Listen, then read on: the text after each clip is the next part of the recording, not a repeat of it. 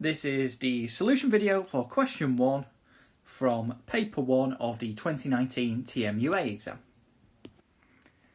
In this question, we're given a graph, y equals f of x, and we're told that this graph passes through 2 points, 1, -1, and it passes through -1, 3, and at this point, -1, 3, the graph has a turning point. And then we're also given the crucial information, f of x is a quadratic function. And from all this, we're asked to find what's f of x. And as possible answers for this question, we're given the following 6 quadratics in x, minus x squared minus 2x plus 2, minus x squared plus 2x plus 3, x squared minus 2x, x squared plus 2x minus 4, 2x squared plus 4x plus 1, and minus 2x squared minus 4x plus 5. Now, these 6 options, although not directly useful to how we're going to work out what this quadratic is, they will provide a very nice way to check that the answer we come out with matches what it's supposed to be. So let's unpack all the information we've got here. So firstly, we know fx is a quadratic, right? So fx being a quadratic means that we know the graph looks something like this. We know a general quadratic is of the form ax squared plus bx plus c. So now let's look at other information. So we know we pass through 1, -1. So this means if we sub in x is 1 and y is -1, we can get some information about a, b and c. And similarly, we know it passes through -1, 3. And so we can do a very similar thing, subbing in x equals -1 and y equals 3 to get some more information that will make a bit neater in a minute.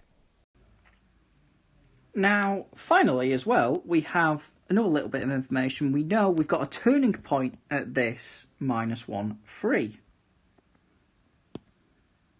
So, what does this mean? Well, if a graph has a turning point, then we know that at that point, the derivative of the function is 0. So we know dy by dx is 0 at x equals -1.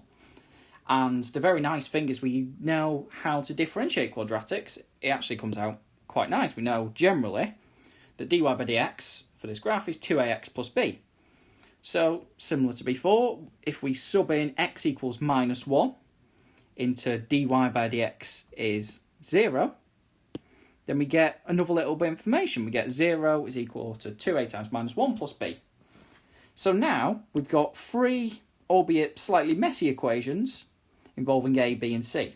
So if we tidy these up, we can solve them simultaneously, find a, b and c, and hopefully arrive at the answer. So condensed, this is everything we know. These are our 3 equations for a, b and c.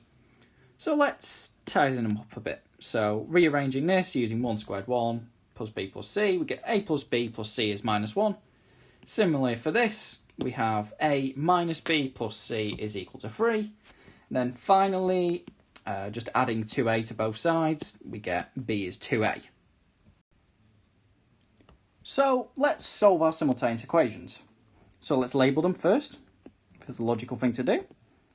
And now you can probably spot, there's a few ways to do this, but probably doing equation 1 minus equation 2 is going to get rid of a and c. So let's do that, because then we should be able to find b. So if we do equation 1 minus equation 2, we obtain 2b is equal to -1 -3, so -4. And dividing both sides by 2, we get b is -2. And then we'll notice how nice equation 3 is, because if we know b is -2, then a is going to have to be -1 for equation 3 to work. So we know b is -2, a is -1, and so if we throw all of this information into equation 1, we should be able to work out c. So let's do that. So we know -1 -2 plus c is -1, and rearranging this, we have c is equal to 2. So we have a, b and c, which is great, because now we can see what our quadratic is. So we know f of x is -x squared, because a is -1, -2x, because b is -2, and plus 2, because c is 2. And very nicely, we see that this exactly matches with a in our possible answers. So we know we're on the right lines, and we actually know, in fact, our answer is A.